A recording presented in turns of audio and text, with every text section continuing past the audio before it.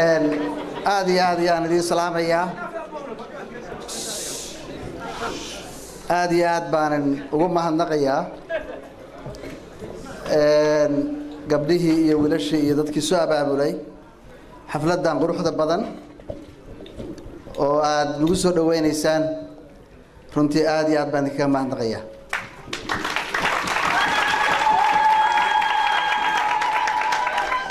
waxaan aad ugu mahadnaqayaa sidoo kale intii ka soo qayb gashay nagu soo sharaftay inoo timaado nagala qayb qaadato ee ugu horeeyay ra'iisul wasaaraheenii hore Nuur Xasan Xuseen Nuur Cadde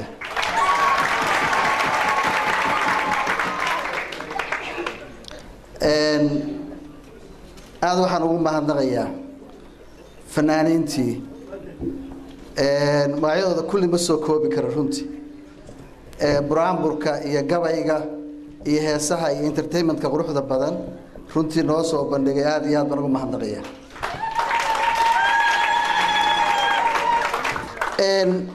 halkan runtii waxaan u nimid wada la socotaan bayla tahay inaan ka qayb galno shirkii maalgashiga Afrika ee London ka dhacayay ujeedada koowaad u nimid oo muhiimadda koowaad u nimid waxay ahayd inaanu runtii mid shaqay ahayd inaanu ka soo qayb galno yani shirkaas muhiimka noo ahaa Puntland muhiim u ahaa Soomaaliyana muhiim u ahaa waxaan leeyahay runtii shirkaas wanaag badan baa ka soo baxay waan ku faraxsanahay ka soo qayb galnay marka anoo fursadan ka faa'iideysanay waxaan rabaa runtii aad inaan ugu mahadnaqo Caasha Muuse Axmed Khayr استاذ عاشر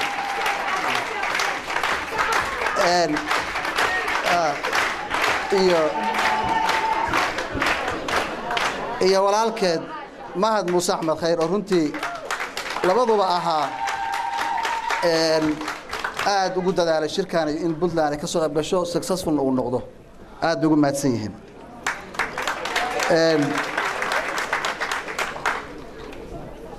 markaan intaan joognay runtii waxaanu yeelanay shirar tira badan oo kala duwan oo side events ah oo shirka ka baxsan oo ay ka mid tahay FCO-ga Foreign Commonwealth Office-ka arrimaha dibadda ee UK baarlamaanka waxaan sidoo kale aragnay DFID oo ah hay'adda horumarinta ee Ingiriiska waxaan kaloo tagnay jaamacadda UCL University College of London waxaan kaloo oo tagnay waxaa la yiraahdaa hay'adda African Educational Trust oo hawlo badan ka wada dalka iyo runtii qadadii quruxda badneed ee Buckingham Palace laftigeeda waan isleeyahay wanaagsan baa waxaan marka runtii rabaa inaan aad ugu mahadnaqo Cabdulqaadir Faarax Jibriil iyo intii kale oo arrimahaas iyaga ahi iyo dhalinyarada iyo dadkii la shaqeynayay oo hawsha laftigoodu runtii u ahaa budigayaal aad u mahadsan Cabdulqaadir Hadish sabab kale halkan waa u nimid sababta u nimidna waxay ahayd inaan la kulanno jaaliyadda Puntland ee ku nool UK muhiim bay noo tahay sababtoo ah waad ogtihiinoo meelaha Soomaalidu ugu badan tahay gaar ahaan jaaliyadda Puntland ay ugu badan tahay waxa kamid ah dalka Ingiriiska gaar ahaan magaalada London marka hadii diaspora ama qurba joogi ay wax qaban karto waxaan isleeyahay safka horaad kaga jirtaan inaad dalkina wax tartaan annagana aad wax badan tartaan wax badan aad ku celisaan dalkii marka inaanu idin nimaadno aan idin warano idina aad wixii tala iyo ra'yi aad haysaan aad noo dhiibtaanna waxay ahayd ajandaha labaad aan u nimid halkan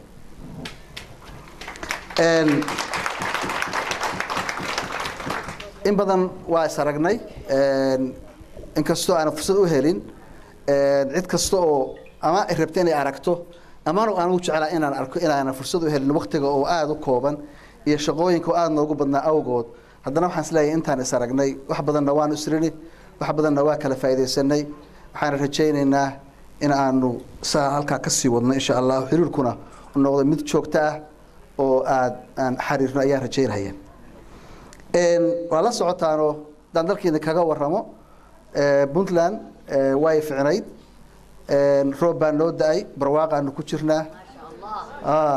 reemudug waxay oran jireen ciirtaa juglama waashe marka aad iyo aad baanu runtii waddanku fiican yahay waa nabadgeliyo waxaan rajaynaynaa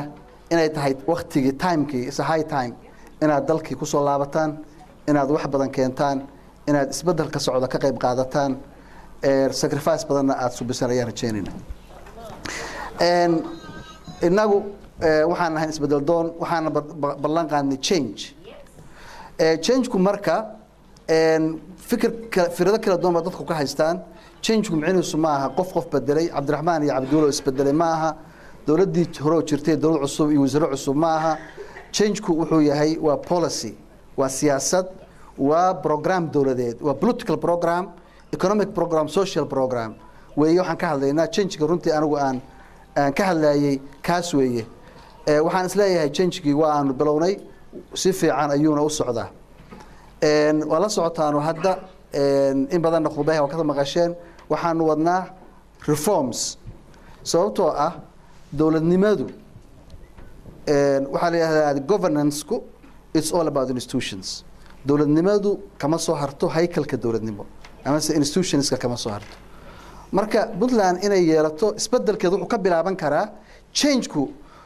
waxaa la yidhahdaa the turn of political leaders dadku inay isbedelaan madaxweyne yimaado oo mid tago micno badan ma suubinayso waxaa weeye in uu dhaco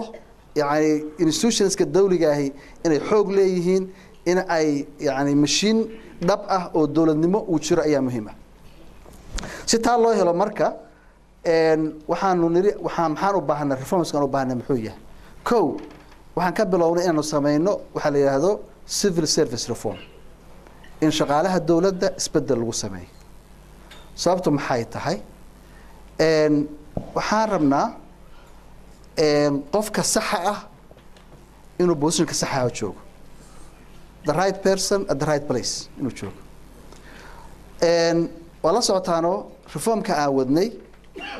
marka hore in hay'adaha dowladda sida wasaaradaha oo kale marka hore lagu sameeyo functional review in wasaarad walba maxay qabanaysaa functional review la sameeyo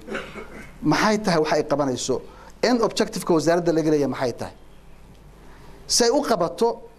waxay u baahan tahay in la sameeyo functional review oo ah in la eego imise waaxood imise department ayaa looga baahan yahay wasaaradda inay yeelato markii taan isla garana marka oo taa la suubiyo oo muddo hadda aad ugu mashquulsanay sanadkan in markaasi markii la helo qaabkii sax ahaa ee wasaaradda haddana dadkii buuxin lahaa la helo dabcan waxaa jiri jiray nidaamka dowliga wuxuu ahaa qofka wasiirka madaxweynaha magacaaba qofka agaasimaha guud madaxweynaha magacaaba kaaba departmentada madaxweynaha magacaabi jiray laakiin annagu waxaan qaadanay different yani approach oo ah dabcan wasiirka iyo agaasimaha guud oo ah high level yani upper level management-ka ku jirahay dabcan way tahay in iyadoo la eegayo Puntland iyo cadaaladdeeda in madaxweynuhu maalan magacaabo kale laakiin agaasimaha waaxeed oo kale oo aniga shaqadeydii ahayd waxaan go'aansaday inaan anigu awoodda iska dhiibo why because waxaan rabaa dadkaasi inay ku soo baxaan qaab cadaalada in qof loo tartamo jagooyinkaasi imtixaan ku soo baxaan si qof walbaana waxa isagu u deserve gareeyo uu helo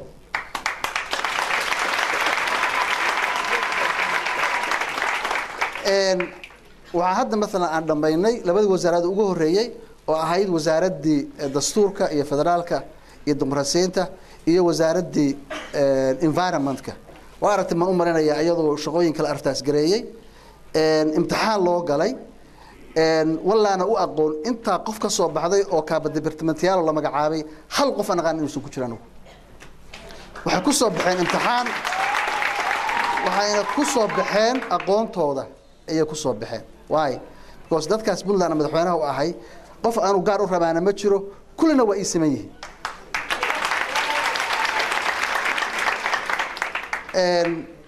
waxaan u sheegay odayaasha ninba wiil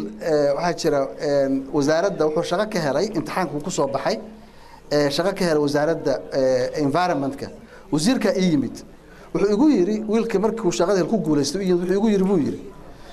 weligay uma qabin imtixaan inta galo kalsooni inta imtixaan galo aan ku baramoosina shaqo ku helay marka dadku maxay u dhimanayaan kalsooni inta leeyahay dadkii wax soo barto dhalinyarada ahaa haddii kalsooni ku qabi waayaan in ay inta tartamaan imtixaan ku soo baxaan shaqo helaan waa garan kartaa marka yani nidaamka dawliga ah oo meesha ka jira inuusan fiicnaanayn waa garan kartaa midda kale shaqaalaha Puntland aad buu badan yahay marka Puntland dawladeedu ma aha welfare moogtahay oo dadku oo iska qaato waa inay noqotaa baahi shaqada waa inay jirtaa positionku waa inuu qof loo baahan yahay uu yahay marka yani functional review-gu waa laba qaybood mid waxa weeye waxa la yiraahdaa downsizing in dadkan tirada badan la yareeyo iyo right sizing iyo dadkii sax ahaa inay meeshii saxa ay tagaan weeye muhiimadu waxaan rabaa marka sidoo kale inaan idin sheego reformka labaad aan wadno hadda wasaaradaha labadaas wasaarood ba dhamaaday afar wasaarood baa hadda functional review dhamaanaya waa wasaaradda qorsheynta wasaaradda maaliyadda wasaaradda arrimaha gudaha iyo wasaaradda security-ga diirahayra ammaanka ayadana sidoo kale loo tartamaya insha Allah waxaan rajeynayaa marka dadkaas dhalinyarada ah oo jaacadaha soo dhameystay gabar iyo wiilba leh waxaan idin sheegayaa waxyaabaha hadda aan rabnay waxa kamid ahaa waxa la oran jiray dumarka waa in yani qaybtooda la siiyaa dabcan dumarku markii madaxweynaha ay ka filayaan inuu magacaabo ama wasiirku uu magacaabo waxay magan u yihiin nidaamkaas iyo qofkaasi magan u yihiin hadda imtixaanadii la galay waxaan idin sheegayaa in badan oo gabdho ayaa ku guuleystay inay noqdaan agaasimayaal waaxid marka haddii wax loo tartamayo oo tartan la galayo kalsooni waxaan ku qabaa marka gabdhaha Puntland in badan oo kamid yihiin inay nidaamka dawliga kana qayb qaadanayso doorkoodana ay qaadanayaan qaybtoodana ay helayaan hadii la yiraahdo reformka labaad aan wadnay wuxuu ahaa security sector reform in isbedel lagu sameeyo ciidamada iyo ammaanka wala socotaan waxa jira sectorro badan oo ciidan ammaanka ah oo dadkii aqoontaas u lahaana ay dhamaadeen ama dhinteen ama ay duqoobeen مثلا waxaa kamid ahaa CID-da Criminal Investigation Department waana maanta heli karin booliiska Puntland dad dhab ah oo baarayaal wax baari kara waxaa kamid ahaa intelligence oo kale waxaa kamid ahaa problemka jira Puntland oo yahay in ciidamo tira badan oo la yiraahdo caaglayaal oo ah ghost soldiers aanan aqoon meel ay joogaan mushaharna ka raba in waxa laga baxo barnaamijkaas aan wadnaa hadda waxa reform ku socda booliiskii oo mool fiican maraya ilaa waxaan u malaynayaa 1000 askari oo booliis ah oo shaqo qaban oo ama qaar ah indisciplinary oo aan bad soo shaqo tagin oo qaadka meelaha ku iibsada ama qaar yani aan jirinba ayaa hadda downsizing ciidamada booliiska aanu ku sameynay inta soo hartayna in loo sameeyo biometric data system oo ah qof walbaaba mid laba mushahar qaata inuu jirinin qof aan jirin mushahar qaadanaya waana system aad u dhib badan runtii markaad eegto hadaan bartay waxa weeye ninka ugu sareeya iyo xisaabiyaha qaybta yarta jooga ayaa wajen isku xiran weey marka in laga hortago arinta iyada ah oo ciidanku yahay ciidan dhab ah yani markuu yar yahay ciidanku jiraan ah ciidan dhabana yahay dabcan waxaan awood u yeelanaa inaan xataa awoodno inaan mushaar siino ama mushaarka u kordhino xataa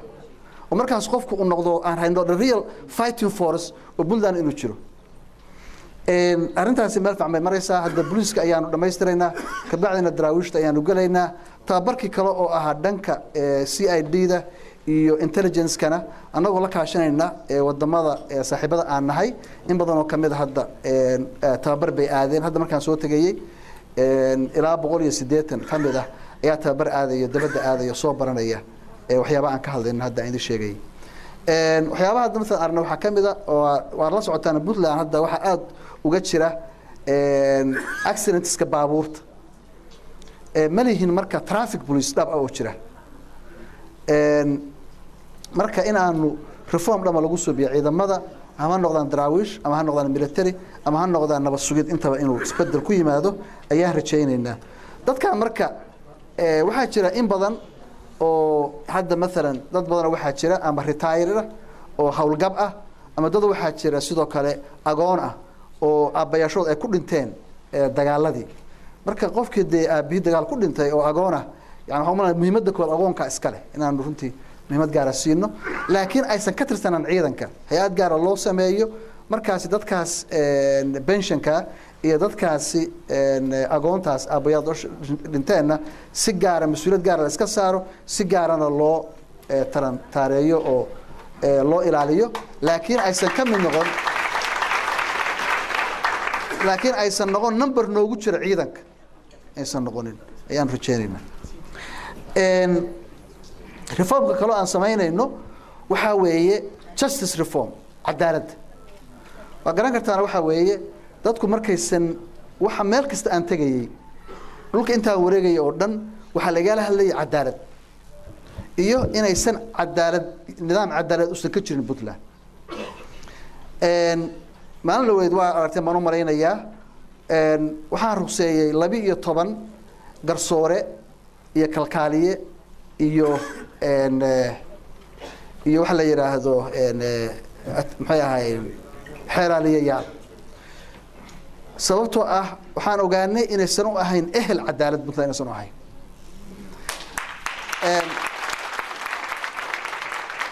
guddi baan saaray runtii ma soo dhammaan reformka cadaaladdu guddi baan saaray oo madax ka yahay odayaal taqaanaan cadaaladda ka soo shaqayn jiray oo Yuusuf Xaaji Nuur ka mid yahay gudoomiyihii hore maxkamadda sare ka mid yahay Xasan Yuusuf Gaasdeer iyo dad runtii yani raba inay reform dhaba suubiyaan waxaan rajaynaynaa marka recommendation-kooda markuu soo dhammaado inaanu yani samayno complete tan waxa iska ahayd cosmetic dhowr 10 qof aan cayrin sababtoo ah waxaan awoodi kari weey oo inoo ekaat in si joogi karin maalin dambe in cadaalad ka sii shaqeeyaan laakiin in reform dhab ah oo cadaaladda oo ka dhaco Puntland ayaan rajaynaynaa waxaan ka hor idin sheegay qisana ay qabsatay gaalkacyo markaan tagnay oo aanu markaan golaha deegaanka soo dhisnay ayaanu la dhaariyo ninkii garsooraha maxkamadda jooga baan dhaari dadka la soo doortay markaas wuxuu bilaabay inuu yiraahdo ma kugu wallaahiba ma kugu bilaahiba laakiin wa kugu wallaahi ma kugu bilaah iskuma dhaariyo anagu dastuur baan leenahay dhaar baa ku taala dastuurkaas dadka lagu dhaariyo waxaan ku yiri war ku dhaari dastuurka dhaarta ku taala beesha ku taala akhriyo ku dhaari dadka surku soo qaaday dhaartu dacno akhriyo akhrin kari waay waana garsoore waxaan noqotay nin xildhibaan ila socdo inaan iraahdo adigu akhri isagoo gacanta dhaari imagine cadaaladda noocaas iyo qof noocaas inuu joogo inuu garsoore ahaado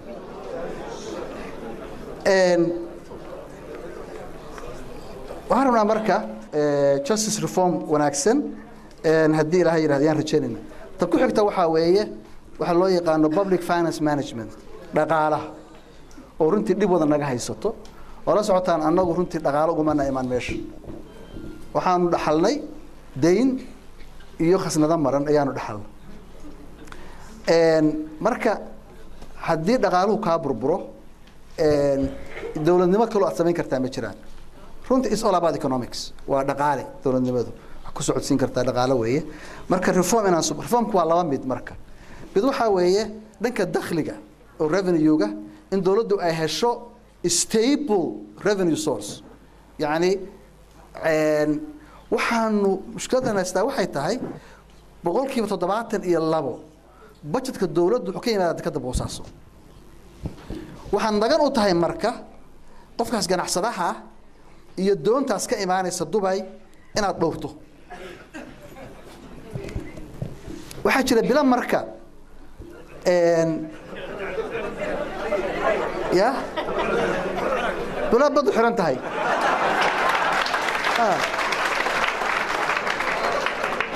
dadku marka macay ilay u baxsadeen هذا مثلا بيش أقدر أغس وياه وحير هذا أغس إيوه آموس because محمد شراي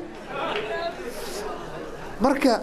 إن قاب نوع عاصمية إنه ولي كشرينا مركا إن له هلو إن دخلي domestic revenue جي أما يعني إنه عنشوره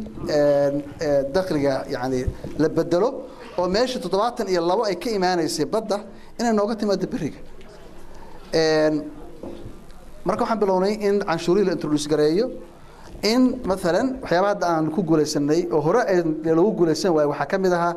إن أنه عنشورنا وحلي هذا شغالة ريتك صوته واحد هذا إن أسكري قطعات كدولار بشي الله عنشوره أنا بقول كدولار عنشوره لكن نينك هيدا أشغل يكون كدولار قاطع أما لو كنا دولار قاطع أنا عنشورين عدالنا ما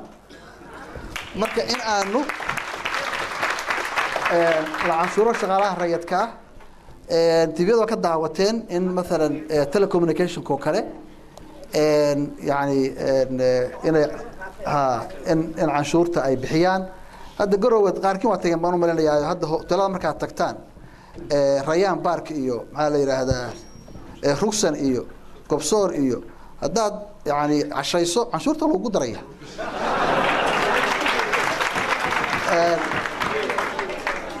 خنتين ضدكم ديار بيوهاين لا waxbaan la ka rabaa marka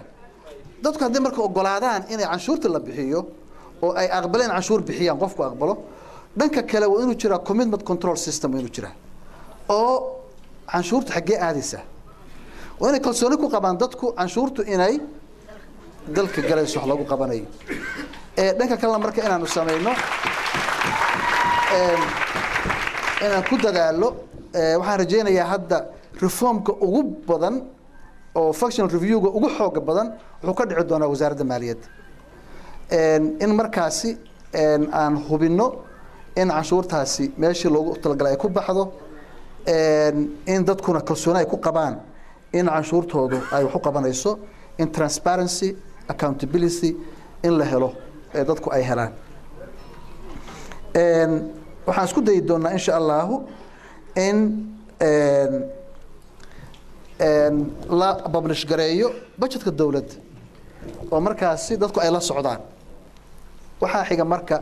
markaanu ka soo tagno reformskaasi tan kale aanu xooga saarayno oo arrimaha aad ka hadlayseen oo ahaa kaabayaasha dhaqaalaha infrastructure development anu hal baan ogahay oo dhab ah anu dhaqaalan bartay haddii aan kaabayaasha dhaqaalaha dalku wax iska bedelin horumarna la gaarayaa ma jirto dawladnimo rasmi oo imaanaysaana ma jirto maxaan u baahannahay marka waxaan u baahannahay public capital ama public capital investment waxay faa'iido leedahay waxa weeye markii dawladdu la abuuro public capital la abuuro economics waxa jirta concept la yiraahdo public capitalku it crowds in private investment يعني public capital كأيها كينية private capital كي صوته قفك كو إيمانية وربعين بلنا المال قشطه وحوربا إربارو كسر دقو وحوربا دكتور حكر نفسه وحوربا شد وقاضو بالعادة سوسة برتور ربع أنت بهذا هذا رهين هذا سو أنت كو إيمانه شدنا كو شيء حميه إربارو كو سمين مية دكتور كو سمين مية because هو public goods كان private كو يعني قار سمية واجران لكن دولة دا لغا ربا وحيابها public goods كاينة ايضا اي سميسا لغا ربا تا مركا وحاوية انو مركا اود دقالة ميان لين انو كو سميسانو بنتلان واماي وانا مركا برينايو runtii aanu barya tagnaa oo wadamada مثلا aan saaxiibada nahay ama han noqdo awr waxa la yiraahdaa traditional donors-ka oo wadamada Europe ama non traditional donors-ka oo ah wadamada kale oo مثلا sida Carabta oo kale inaan u raadsano investment iyo maalgelin u raadsano waxaan idin sheegayaa marka in ku bishaareynaya 10 bilood gudahood Puntland waxay yeelanaysaa hal international airport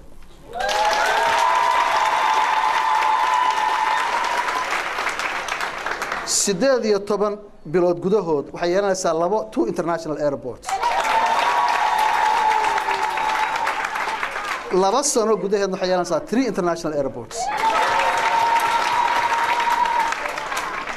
waana ugu tijaabinaysaa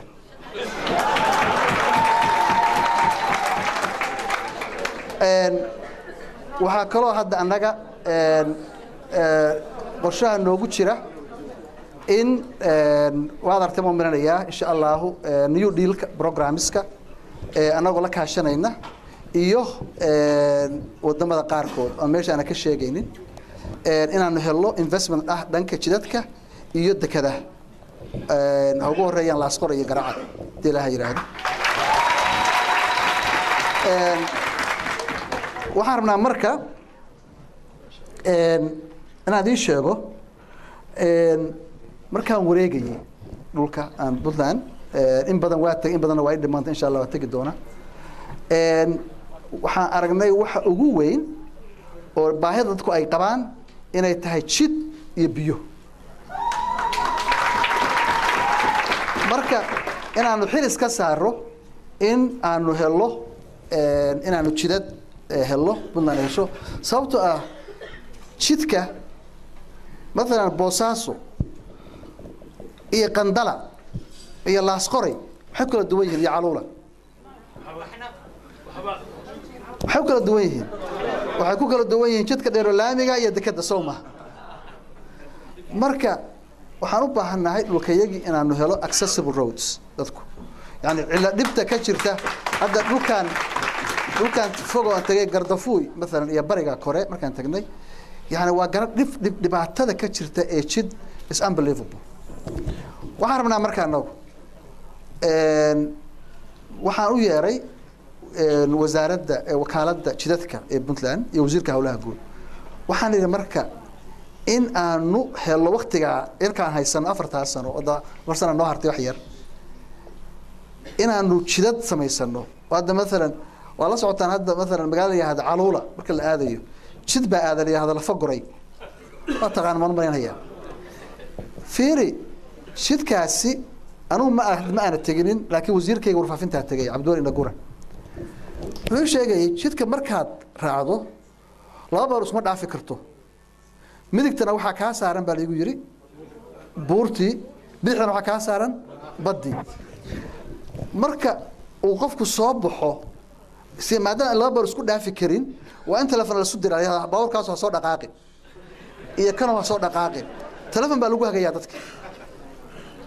يعني ماشي أنشوفنا مانتا يعني إن يعني وإحنا عاسي كتير تضل كيرني ونسيب دروي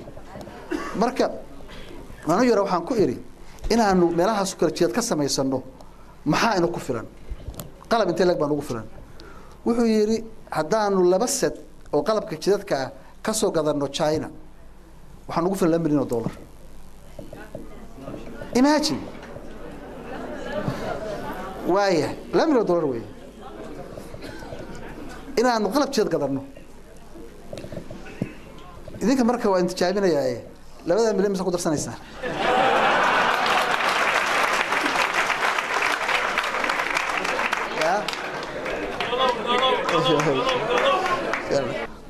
marka haddaan helo kaabayaasha dhaqaalaha isbedel ku yimaado the next step waxa weeye inaanu maalgashi ku samaysano una raasano private investment gaar ahaan our productive clusters kayaga yani hay'adaha wax soo saarka waxa kamid ah kalluunka beeraha xoolaha iyo khayraadka unique u ah Puntland ay kamid tahay beeyada iyo fooxa iyo ay kamid yihiin waa ogtihiin Puntland Soomaaliya xeebta u dheer Afrika ay leedahay Puntlandna يعني حيبة الصومالية وصدح كون إيه صدح بقول أو كيلومتر كون أفر بقول إيه أفرتن كيلومتر وكم بودلاوي أو وأنا قبل ككلية الصومالية الحدود ذاله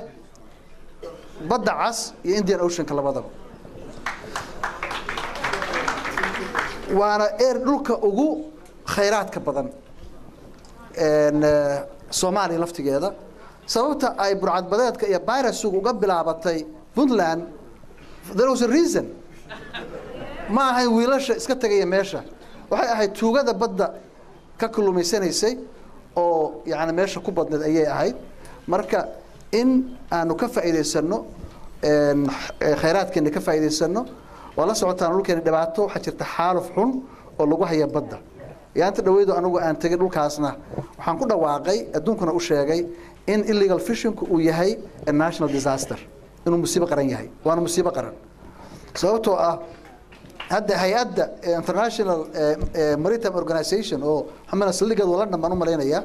khibrad u dambeeyay ay samaysay waxay ku qiyaaseen in Soomaaliya laga qaato 400 milyan ilaa 1 billion dollars oo ah illegal fishing in badan oo kamid wax ka dhacaysa waxa way badweynta India iyo Red Sea aanu leenahay waxaan xasuustaa maanta tagay garacad marakibta jariifka ahi way muuqdeen tagnay marka inaanu khayraadka yagaas u ceshano qorshaha iyaguna hadda waxa weeye hadda ciidan baad noo jooga la yiraahdo BMPF oo dawladda Imaaraadku ay muddo gacanta ku haysay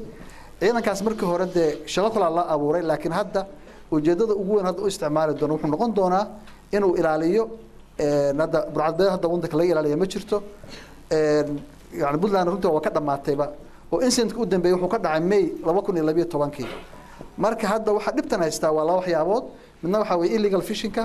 oo sharci darrada ah iyo illegal migration dadkan tahriibka oo runtii faraba aan ugu hayo oo dhib badan ama ha noqdo Soomaali ka imaanayso koonfur ama ha noqdaan Eritrea xalahada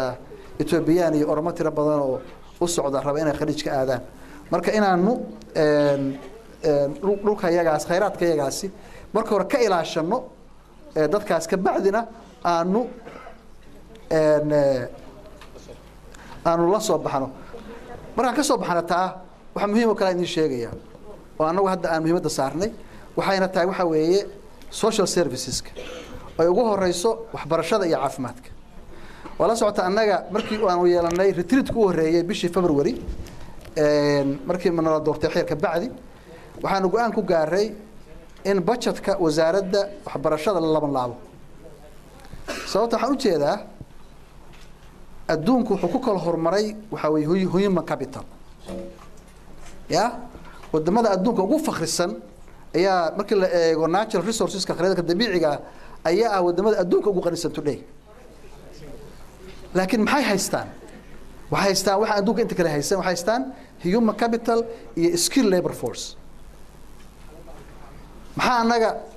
imagine Soomaaliya iyo khayraadka ay leedahay intuu tira la eg yahay wadan qani ah oo leh beero oo leh bad oo leh kalluun oo leh beeyo oo leh macdan iyo natural resource iyo gas wax walba leh adana daqtigiisa dad faqri ay yihiin maxaa Hong Kong taarteena wax walba sameeyay iyo Taiwan iyo Singapore iyo South Korea maxay leeyihiin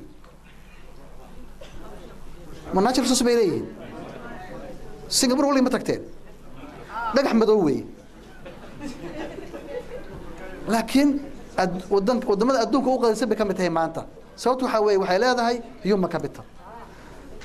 adduunkuna maanta fiiri marka yaani laga hadlayo budgetka dawladda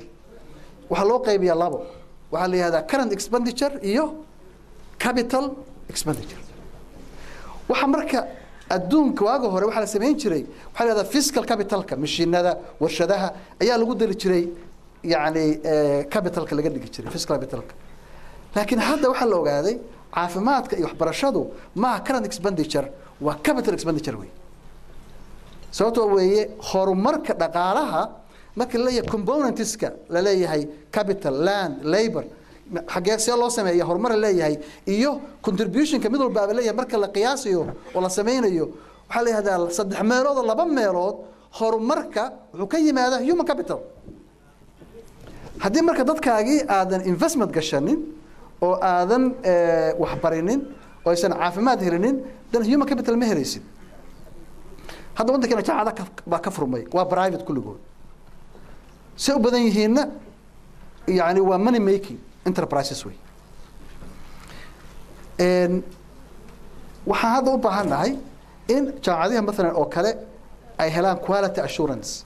inaanu u helno dadkeenii waxbarasho tayo leh ama ha noqoto gudaha ama ha noqoto dabadda inaan u helno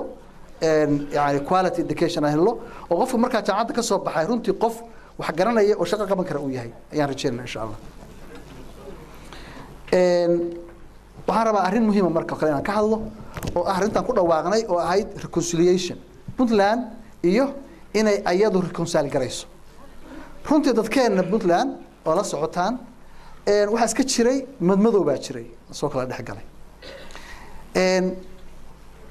madowgaas jiray wax kastaba ha keentee waxay ahayd in inaga ina ka mid ah oo Puntland inay qawaday systemkii jiray inay qawadeen ku qawadeenna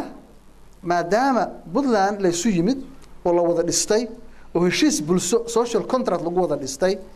dad badan waxay aaminsanaayeen heshiiskaas bulsho inuu buray oo dhankooda uu ka buray wax badan baa abuurmay waa la socotaan dad badan baa ina ka tagay annagu marka yani balaankayagii iyo yani ballanqaadkayga wuxuu ahaa dadkaasi in dadkeena isu soo celino isu keenno gogol nabadeed aan u dhigno Puntland gudaheeda wixii la kala tabanayo lagu yani la isiraahdo la wada hadlo sababtu waxa weeye inta taas u jirtay oo Puntland ay kala maqan tahay ama aysan isu fayoobeen in aanan horub socon karinin aan horub marin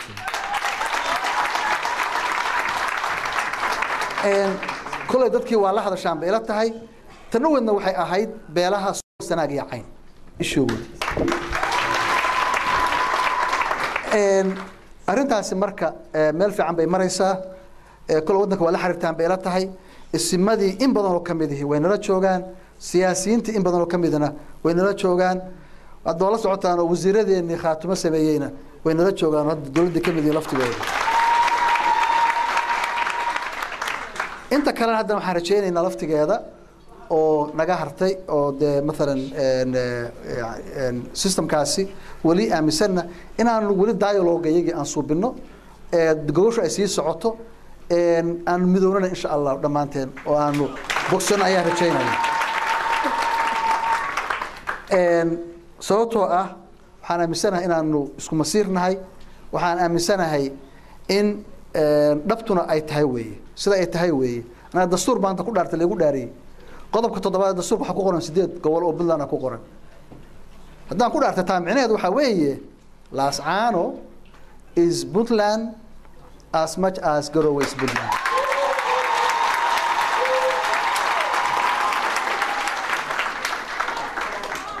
No more, no less, no buts, no ifs.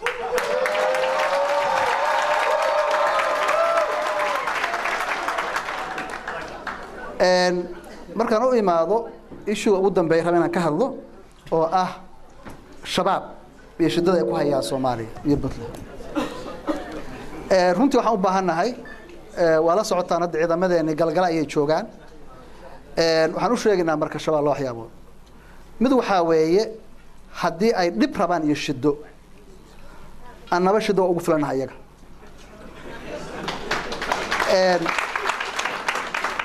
وأنا إسكع علينا لكن on the other hand وولا شيني سوما إن بدنا كم يده وحلاقي يابا إني وخلل الفهمسية سومالي طبعا وأنا هاي الدين تو أنو جوشهاي واحد بدنا الله شيء قدير يعني اللي يراه هو يعني الدين ويا وحلاقي يابا إني ضد بدنا يعني أنو قلنا أرنتها يدا بركو حرشين إن دنك كلنا إن استعمال violence كليه إن استعمال أو soft powers وحلا هذا soft power كنا استعماله أو محيطهاي إن أنو يعني ودادني إيوه السمادني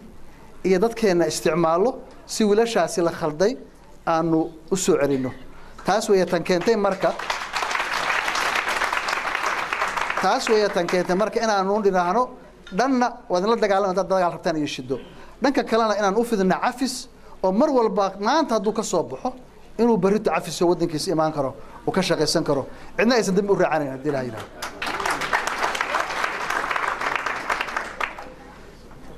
waxaan ku soo marka ajandaha u dambeeya ka hadlay waxa weeye arrintii ahayd democratization ama se Puntland in ay noqoto democracy wala socotaano doorashada u dambeysay Puntland xildhibaanada wax dooranayay xildhibaanadana ka baqabiilo ayaa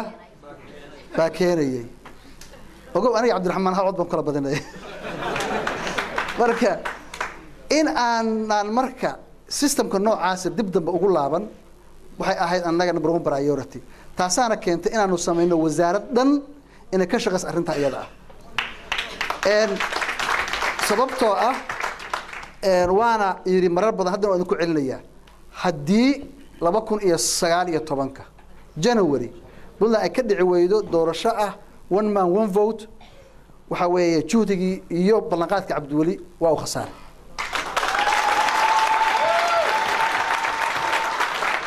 annagu waxaan rabnaa waxa weeye inaanu ka tagno legacy-gana insha Allah haddii naf ay ku gaarto haddaan gaaraba waxaan rabnaa marka legacy-gan ka tagayna wuxuu yahay in haykalkii dawladnimo institution ay isno dhanka kalena in barito qofka feeri maalin walba waa lagu imaanaya Puntland oo dhan waxay tirsanaysaa cadaalad darro ama majority kalaan ahaw ama minority ahaw qolo walba inta ku timaado waxay ku leedahay annaga waa dulmanna reer aan dulmanayn ma jiro Puntland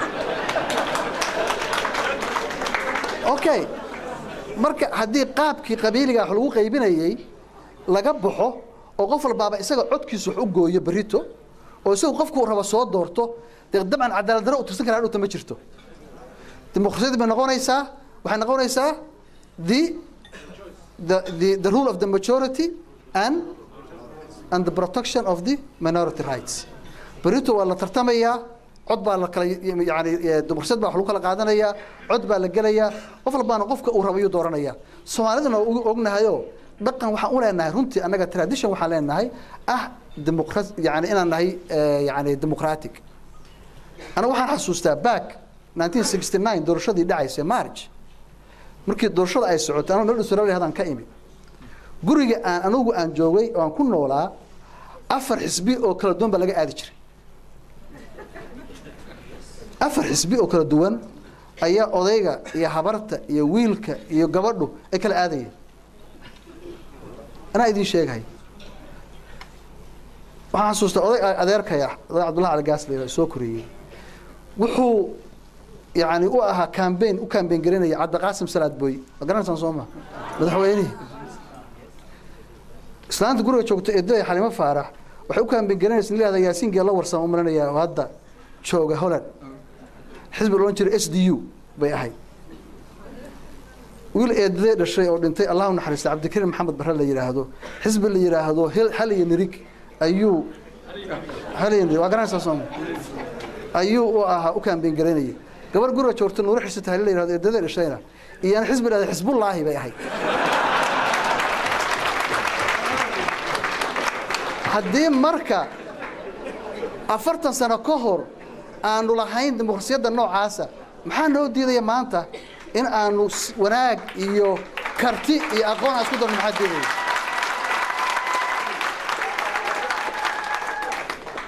أوكي أنت أنك قبح diaspora. What can you do for us? Okay, you support us. waxaan ka rabnaa waxa weeye dabcan wad ogtiin Soomaaliya markay burburtay aqoonteedii garashadeedii dhaqaalaheedii fiiri la waxyaabad hadda mesela waad sameyn kartaa midda koowaad dadkii aqoonta lahaa dabadday soo aadeen wada odayaasha horteeda fadhiya kulligood kuwaana ama saraakiil ha noqdaan ama aqoonyahan ha noqdaan dabadday soo jirta aqoontii dhaqaalihii dabaddu soo jira exposure-ka ah heshay wax kala dindan geyn حتى exposure كأهشان والديمقراطية ده يصير لونه يقابك يلبحنا ماذا أنت حدا جيسان كريه استبدل باكر عياد الكيان يبون فأنت مركا إذا كرمنا وحويه إن أدغالينا كينتان إن أدغونتنا كينتان إن أجرشدنا كينتان إن أنتنا وحكو أولكا أنا نوعي نسود ويننا رنت هذا حرمنا إن سمينا حفيزكي جالية ده يعني ها diaspora office-kii inaanu sameeyno waxaan u baahnaa marka qof fiican runtii inaan helo oo yani multi talented oo waxyaabo badan sameyn kara insha Allah qofka hadaa helana waa magacaabeynaa aad iyo aad baa mahadsantahay